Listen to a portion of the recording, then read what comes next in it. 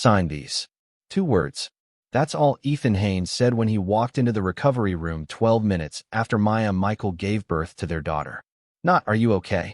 Not, "She's beautiful." Not even, "I'm sorry I missed it." Just, "Sign these." Maya's hands were still shaking. The surgical staples holding her abdomen together felt like they were made of fire. Her newborn daughter, 6 pounds, 4 ounces, perfect, was pressed against her chest, still red-faced and adjusting to the violence of being born. And her husband, the man she'd loved for 7 years, the man whose child she'd just brought into the world, was standing 3 feet away with divorce papers in one hand and another woman's future in the other. But what Ethan didn't know, what the woman in the cream-colored dress standing behind him didn't know, what nobody in that hospital room knew, was that Maya's phone had buzzed 6 hours earlier with an email that would destroy them both. Subject line, "Deal executed." Welcome back to Tales of the Fireplace family. Here, we share stories that remind us of one truth. Love and loss touch every soul, no matter who we are. We never know when, how, or why, but love always finds us, and its stories deserve to be told. If you're new here, subscribe and hit the notification bell so you never miss the moments that change everything.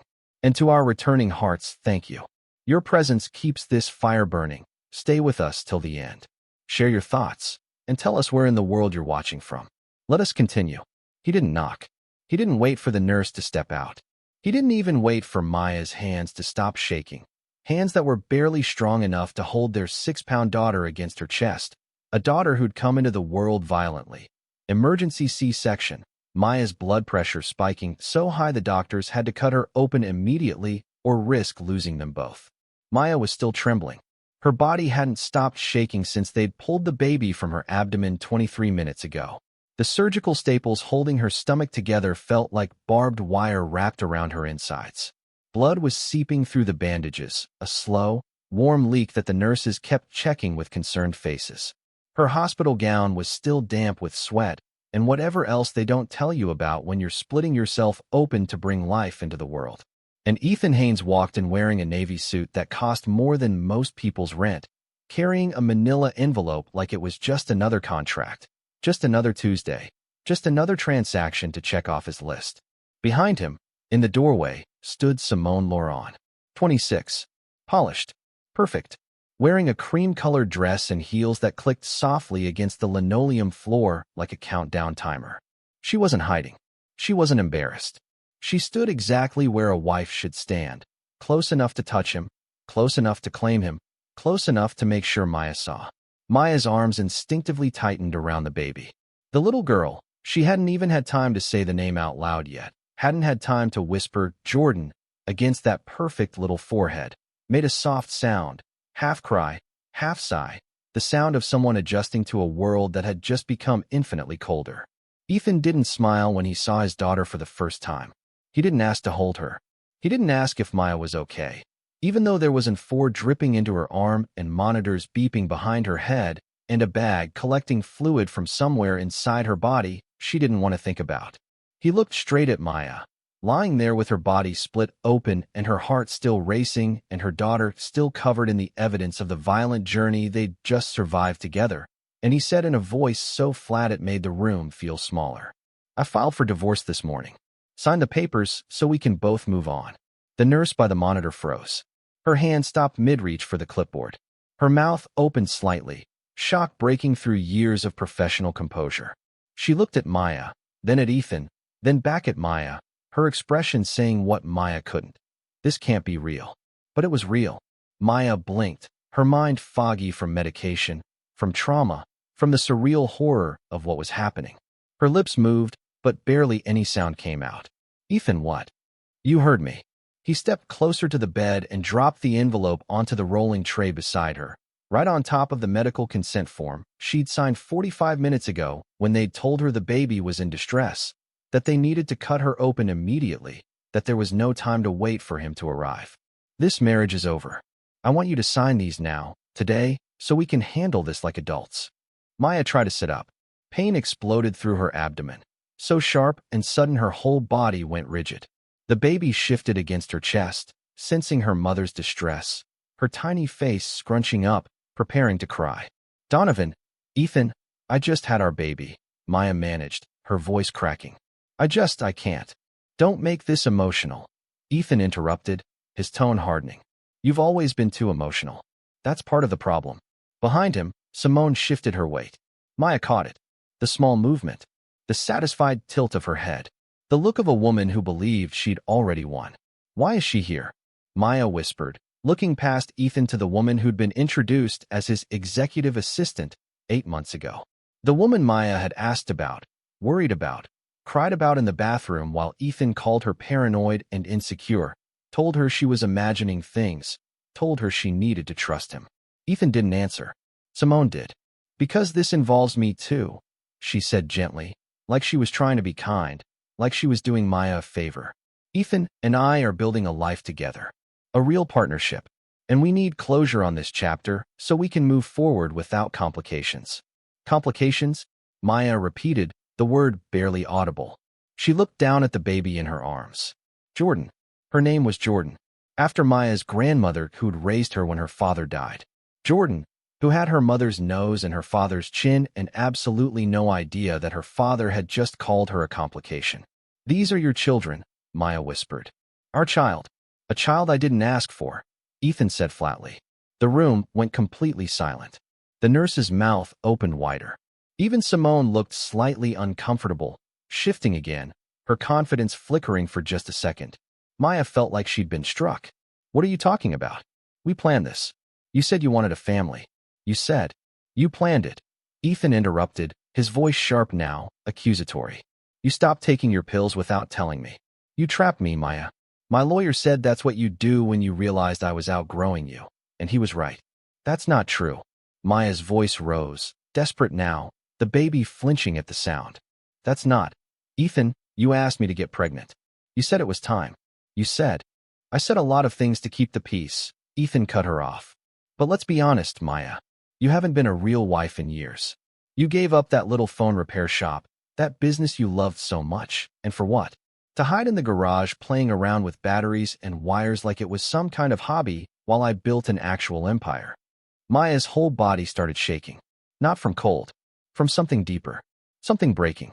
You told me to quit, she said, her voice barely holding together now. Your mother said it made you look weak. Like you couldn't provide for your own wife. She said no Haynes woman works while her husband builds his legacy. And you listened, Ethan said, as if that proved his point. You gave up without a fight. That told me everything I needed to know about who you really are.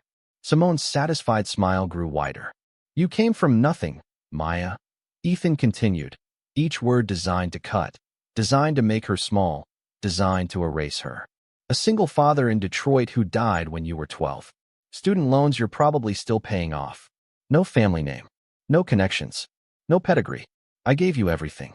My name, my status, access to a world you never could have touched on your own. And what did you give me? Dependency. Mediocrity. A garage full of junk you called research. Maya couldn't breathe. Jordan was crying now, softly, as if she could feel her mother falling apart. I loved you, Maya whispered. Ethan's jaw tightened. Love doesn't build empires, Maya. Ambition does. Vision does. And you have neither. He tapped the envelope with one finger. Sign it. My lawyer already filed everything downtown this morning. This is just a formality. You'll get a settlement, enough to start over somewhere appropriate, somewhere that actually fits who you are. The house, some money, full custody since I'm obviously not interested in co-parenting. It's more than fair. I can't even stand up, Maya said, tears streaming down her face now, hot and fast and unstoppable. Ethan, I just had surgery. I can't. That's not my problem anymore, he said, checking his watch. An expensive one. New. She'd never seen it before. I have a meeting at 3. Sign the papers now, or I'll have my attorney serve you officially tomorrow. Either way, this is done. The nurse finally moved, stepping forward slightly. Sir, she said carefully, her voice tight with controlled anger. Your wife just came out of major surgery. She's not in a condition to. Ethan turned his head slowly and looked at the nurse with an expression that made her stop mid-sentence. This is a private family matter, he said quietly. I'd appreciate it if you stayed out of it. The nurse hesitated, looking at Maya with clear concern, but Maya shook her head slightly, a tiny, defeated movement that said, Asterisk, don't fight this for me. I can't protect you too. Asterisk. The nurse stepped back, but didn't leave. She stayed against the wall, arms crossed, watching. A silent witness to something that would end up in an incident report by the end of her shift. Simone spoke again, her voice soft, almost compassionate. It's better this way, Maya. Clean. No drama. No custody battles. Ethan's being more generous than most men would be in this situation. You'll have time to heal. Time to figure out what you want to do next. Generous. Maya's voice came out hollow, broken. She looked at the woman standing beside her husband and saw no guilt, no shame, no doubt. Just calm certainty. Ethan pulled a pen from his jacket pocket. A Mont Blanc, she recognized it, the one she'd given him for their 5th anniversary, and set it on top of the envelope. Last chance, he said. Sign it now, and we do this quietly. Fight me, and I'll make sure everyone knows exactly what kind of woman you really are. The woman who trapped a man with a pregnancy. The woman who gave up her career because she couldn't handle the pressure. The woman who has nothing without me. Maya stared at the pen, at the envelope, at the man she'd loved for 7 years. The man whose child she'd just brought into the world. The man she'd rearranged her entire life for. Her arms tightened around Jordan, her hands still shaking, her body still bleeding beneath the hospital gown, her heart breaking in real time, the actual physical sensation of something inside her chest shattering into pieces too small to ever put back together. And then Ethan turned toward the door. Simone's hand slid around his arm, possessive, comfortable, practiced. They'd done this before. How many times? How many months? How long had Maya been the joke they laughed about together? Ethan, Maya said softly. He paused, but didn't turn around. You forgot to ask her name. Silence. Whose name? He said finally. Your daughter's. There was a long, terrible silence. Then Ethan walked out without another word, Simone's heels clicking beside him, a rhythm that sounded exactly like victory. The door swung shut with a soft pneumatic hiss. Maya sat alone in the hospital bed, holding her daughter, bleeding, broken, abandoned. The nurse moved closer. Are you okay?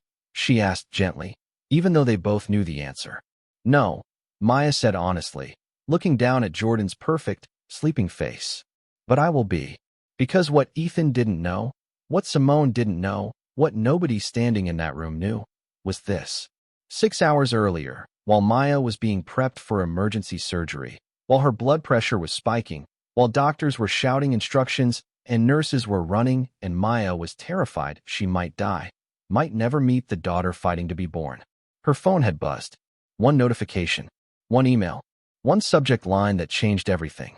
Executed, confidential. The battery technology she'd been developing in that garage Ethan mocked. The revolutionary kinetic charging system that could power any device to full capacity in under 60 seconds. The hobby his mother had rolled her eyes at. The junk, Ethan said, proved she had no ambition. TechCore Industries had just purchased the patent for $2.1 billion.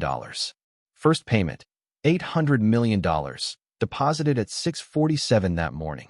And buried in the prenuptial agreement Ethan had insisted she signed 7 years ago. The one his father's lawyers had drafted to protect the Haynes family fortune. The one Ethan had bragged about at their rehearsal dinner. The one he'd signed without reading past his own name. Was a clause Maya's mentor had helped her write. A clause that protected any intellectual property she developed during the marriage. And a penalty clause. If either spouse files for divorce within 90 days of the other spouse executing a contract exceeding $500 million, the filing spouse forfeits 45% of their personal net worth. Ethan had filed at 9:15 that morning, exactly 2 hours and 28 minutes after Maya's deal went through. His personal net worth, $67 million. 45% of that, $30.15 million. Maya looked down at Jordan, who yawned and stretched her tiny fists toward the ceiling, already fighting for her space in the world. Your name is Jordan, Maya whispered against her daughter's forehead. After your great-grandmother. And I promise you this, you will never have to make yourself small for anyone. You'll never have to hide how brilliant you are. And you'll never, ever have to beg someone to see your worth. Because Ethan Haynes had walked into that hospital room thinking he held all the power. He'd served divorce papers to a woman he believed had nothing. He'd brought his mistress to watch her sign away her life. He'd called their daughter a complication. But Maya Michael had spent 3 years building an empire in a garage while everyone around her wasn't paying attention. And now she was about to teach him the most expensive lesson of his life. Maya's phone was still glowing on the bedside table when she heard footsteps in the hallway. Her heart lifted.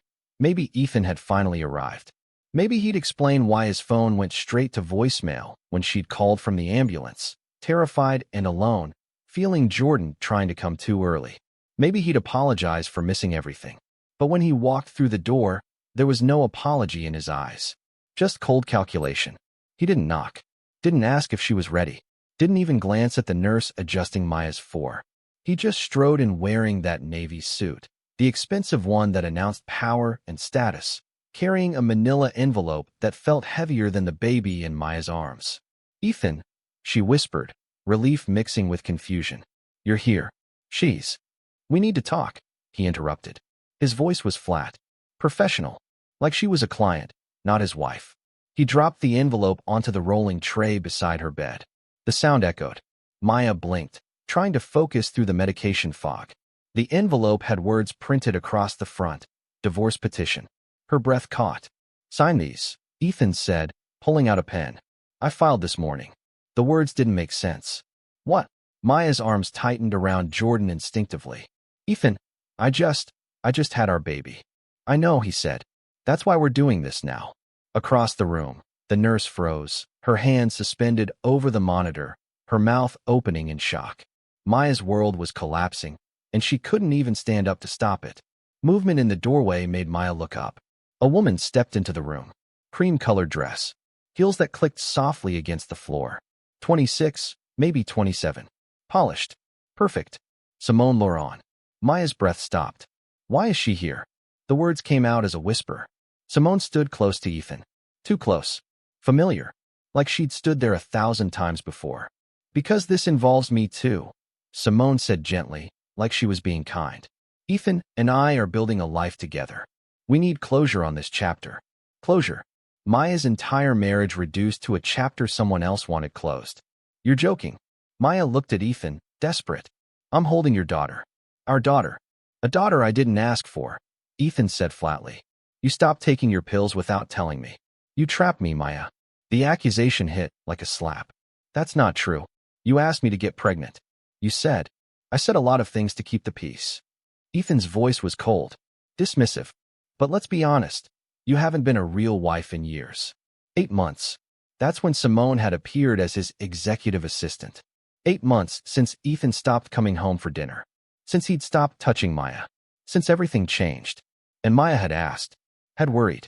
Had cried in the bathroom while Ethan called her paranoid. Now Simone stood in the doorway of Maya's hospital room, wearing a satisfied smile. The smile of a woman who'd already won. Jordan whimpered against Maya's chest. "How long?" Maya whispered, looking between them. "How long have you been planning this?" Neither answered. They didn't have to. You know what hurts more than betrayal?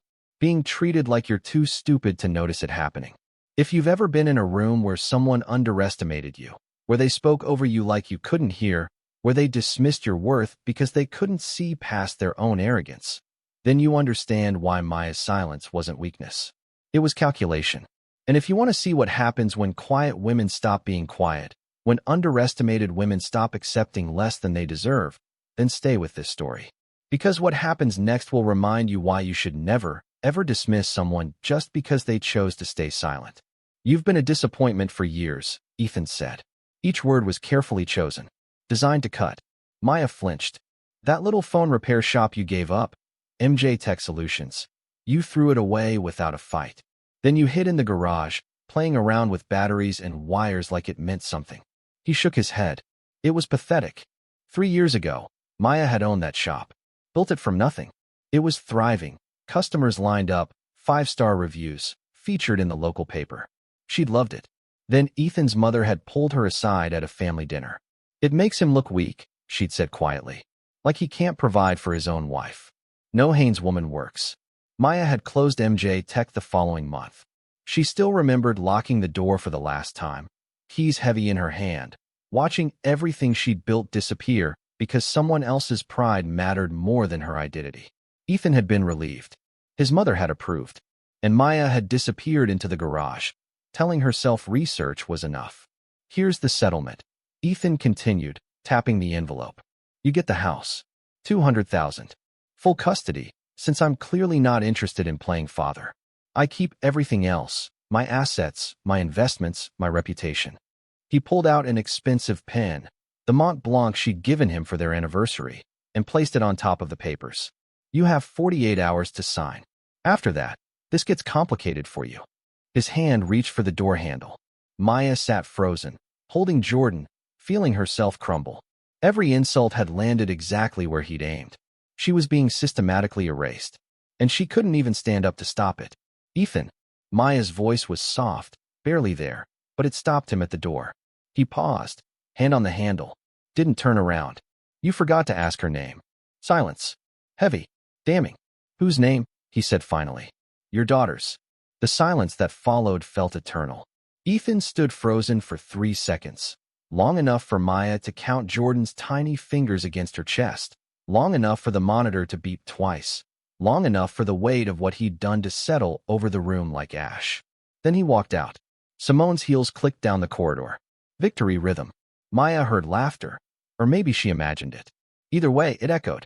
The nurse finally moved, crossing the room quickly. Are you okay? The question was inadequate.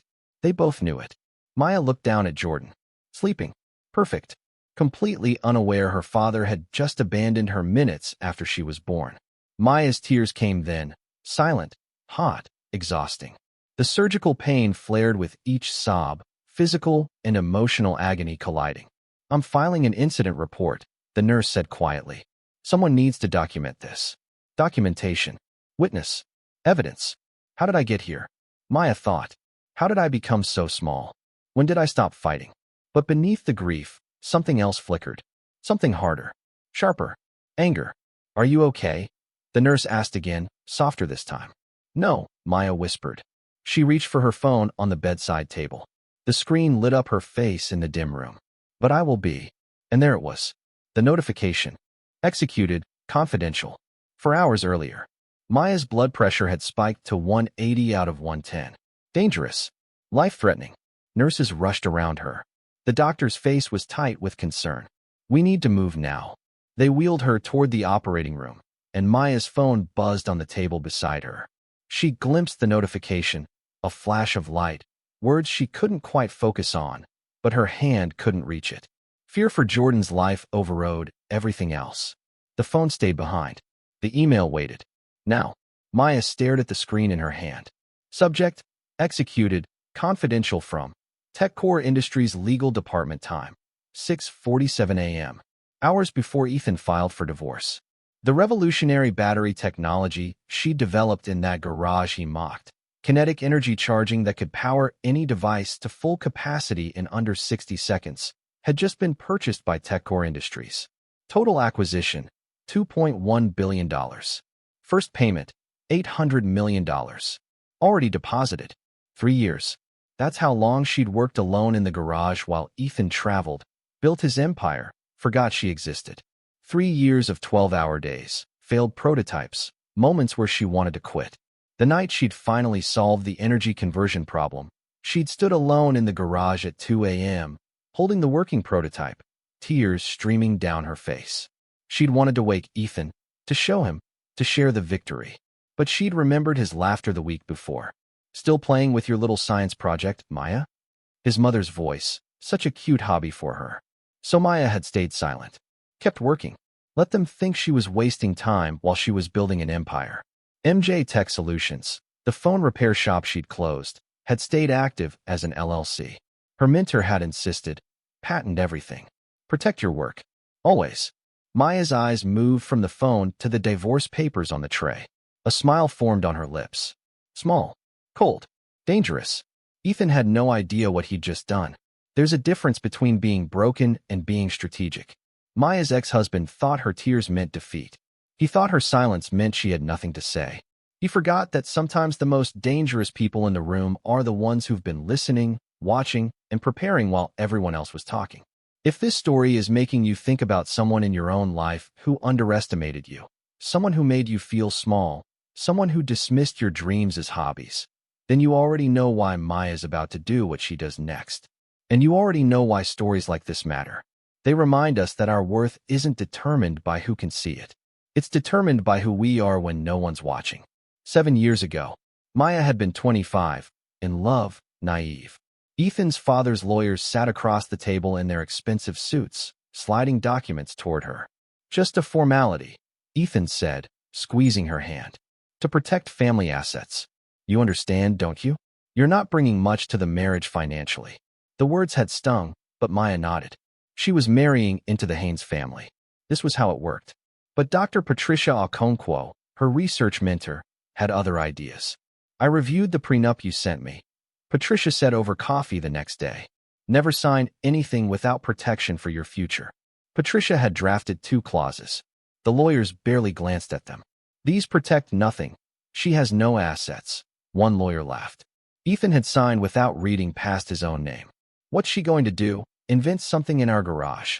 Section 47, subsection D. Any intellectual property developed during marriage remains sole property of creator. Section 47, subsection E. If either spouse files for divorce within 90 days of the other spouse executing a contract exceeding $500 million, the filing spouse forfeits 45% of personal net worth. Now, Maya scrolled through her phone with shaking fingers. Patent deal executed, 6:47 a.m. Ethan filed divorce, 9:15 a.m. Time difference, 2 hours and 28 minutes. Well within the 90-day penalty window. The math was simple. Brutal. Ethan's personal net worth, $67 million, separate from his family trust. 45%, $30.15 million. Plus Maya kept her entire $2.1 billion. Protected intellectual property, untouchable. Ethan's own prenup, the one he'd bragged about, the one he'd used to humiliate her, was about to destroy him. Maya looked down at Jordan, sleeping peacefully against her chest. Your name is Jordan, she whispered. After your great-grandmother. And I promise you, you'll never have to make yourself small for anyone. Her finger hovered over Catherine Okonkwo's contact. Patricia's daughter. Her attorney. Ethan had walked into this room thinking he had all the power. He had no idea what was about to hit him. Maya pressed call. Catherine Okonkwo answered on the first ring. He filed, didn't he? Her voice was calm. Expected. Right after your deal closed? 2 hours and 28 minutes after, Maya said quietly. Perfect. Catherine's tone held no surprise. Only confirmation. I've been monitoring court filings. Men like Ethan always move fast when they think they're winning. I pulled his financial disclosures yesterday. Already calculated the penalty amounts. Maya shifted Jordan carefully against her chest. What do we do? Don't sign anything. Let the 48-hour deadline pass. Then I file a counterclaim that will destroy him. Catherine's voice was precise. Clinical. I've been drafting it for 3 days. 3 days? I knew this was coming, Maya. The pattern was obvious. Catherine outlined her strategy with brutal efficiency. Subpoena his financial records. Depose Simone to establish the affair timeline. Use the hospital incident report showing he served papers post-surgery. Pull his emails mocking Maya's work, his texts with Simone dating back 8 months, financial transfers for gifts and apartment deposits. I have testimony from your MJ Tech customers. Your patent application timeline proving years of dedicated work. Even his social media posts disparaging unemployed spouses. When Maya asked, Day 1 and 2, we let him think he's winning. Day 3, I file. Day 4 through 7, media discovers your $2.1 billion deal. Day 8 through 14, financial discovery destroys his privacy. Day 15, settlement conference. That's when the truth detonates. Catherine paused. This will get ugly. He'll attack your character, your parenting, everything. His family doesn't lose gracefully. Are you sure? Maya looked down at Jordan. Remembered Ethan's cold eyes. Simone's satisfied smile. He came into this room minutes after I had his child, Maya said slowly. He brought his mistress to watch me sign away my life. He didn't even ask her name. Silence. Make him pay for every second of it. Catherine's low laugh carried through the phone. It will be my pleasure. And Maya, when this is over, you won't just have your money. Everyone will know exactly who Ethan Haynes really is. Maya's smile widened. Good. 3 generations under one roof. Gloria Michael, her daughter, and newborn Jordan. I never liked him, Gloria said, watching Maya nurse Jordan at 2 a.m. But I kept my mouth shut. Maya counted Jordan's tiny toes.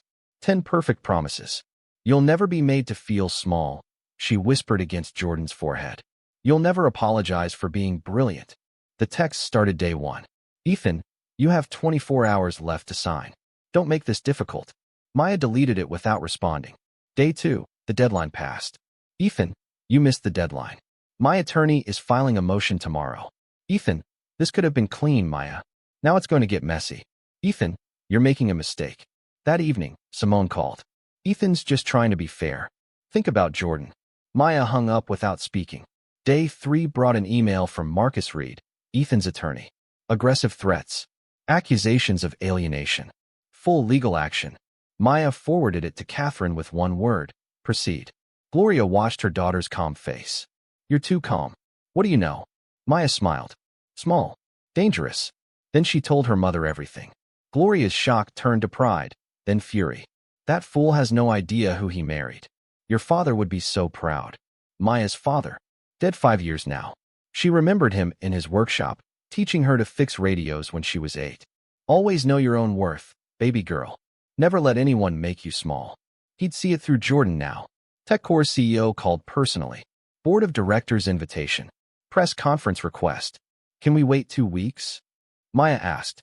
The CEO agreed, confused. Maya calculated. Let Ethan dig his hole deeper first.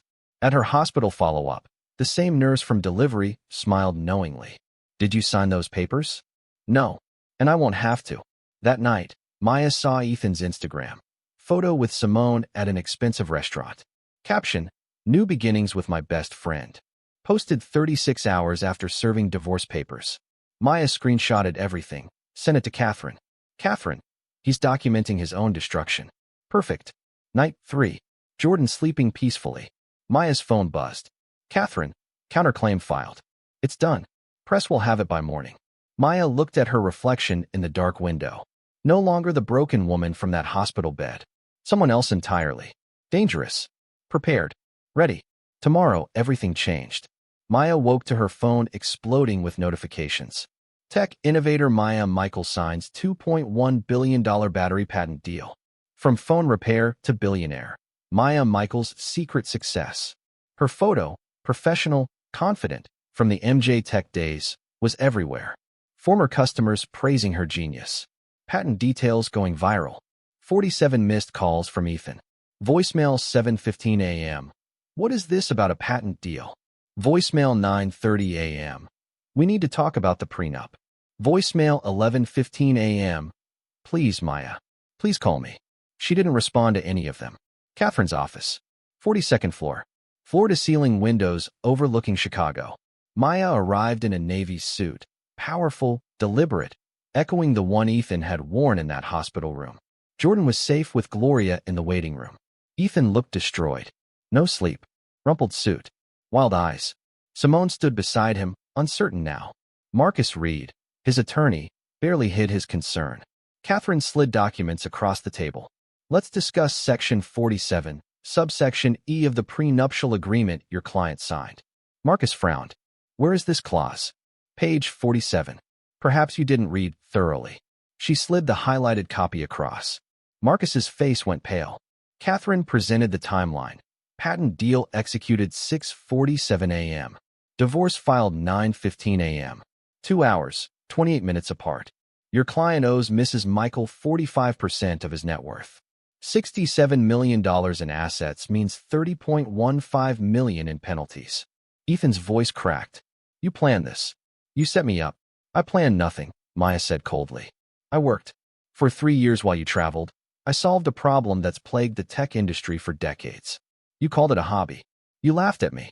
I just didn't correct you. Simone stood abruptly. You told me she was nobody. You said this would be easy. She walked toward the door without looking back. Simone, wait. The door closed. Marcus spoke carefully. Mr. Haynes, the prenup is ironclad. We could fight it, but we'd lose. Your best option is to negotiate payment terms. I'll be ruined, Ethan whispered. You'll survive. Barely. Catherine outlined additional terms. Full custody to Maya. $15,000 monthly child support. Supervised visitation. Public statement taking responsibility. No disparagement clause. Maya stood, looking down at Ethan from her power position. You came into my hospital room 12 minutes after I gave birth to your daughter. You brought your mistress to watch me sign away my life. You call me a disappointment. Pause. You forgot to ask her name. You forgot because you never saw me. Never saw what I was capable of. But now everyone else will. She turned and walked out, heels clicking down the hallway. This time, the victory was hers. 6 weeks later, Maya stood at a press conference announcing Jordan's future foundation. $100 million in initial funding. Supporting women in STEM, single mothers, tech innovators. Jordan, 6 weeks old now, rested in Gloria's arms. 3 generations together. Ethan had paid the $30.15 million. His reputation was destroyed. He lived in a smaller condo now, took supervised visits with Jordan that he rarely showed up for. Simone had married someone else. Maya bought an Oak Park mansion with a state-of-the-art laboratory. She continued her research, 3 new patents in development. Board member of TechCore Industries. Featured in Forbes, Time, Wired. In her home laboratory one evening, Jordan in a playpen nearby, Maya picked up her daughter and whispered against her forehead. You are loved. You are safe. And you will never, ever have to make yourself small for anyone. Because Ethan Haynes had learned a lesson he should have learned years earlier. Never underestimate the woman who stays quiet. Sometimes silence isn't weakness. Sometimes it's just focus. And sometimes, the woman you thought you could discard was just waiting for the perfect moment to show you exactly who she'd been all along. This is the moment where everything you've been feeling throughout this story crystallizes into one truth. People will always reveal who they really are when they think they have power over you. Ethan revealed himself in that hospital room. He revealed himself again when he realized he'd destroyed himself. And somewhere, there's someone watching this who needed to see that the people who tried to make you small, who dismissed your work, who called your dreams impractical, they don't get to write the ending of your story. Maya didn't need Ethan to validate her brilliance. She just needed him to get out of her way. If that resonates with you, if you've ever had to prove yourself to someone who should have believed in you from the beginning, then you already understand why this story isn't just about revenge. It's about recognition. It's about women who built empires while the world was busy underestimating them. What would you rate this story from 0 to 10? And where in the world are you watching from? Drop your country in the comments. Let's build a global community rooted in kindness, love, and second chances. If this story touched your heart, please subscribe and share it with someone who would enjoy it too. Your support brings us closer to our 1K subscriber milestone and fuels our mission to create more emotional stories centered on resilience, healing, and Black excellence. Thank you for being part of this journey with us. Your presence truly matters.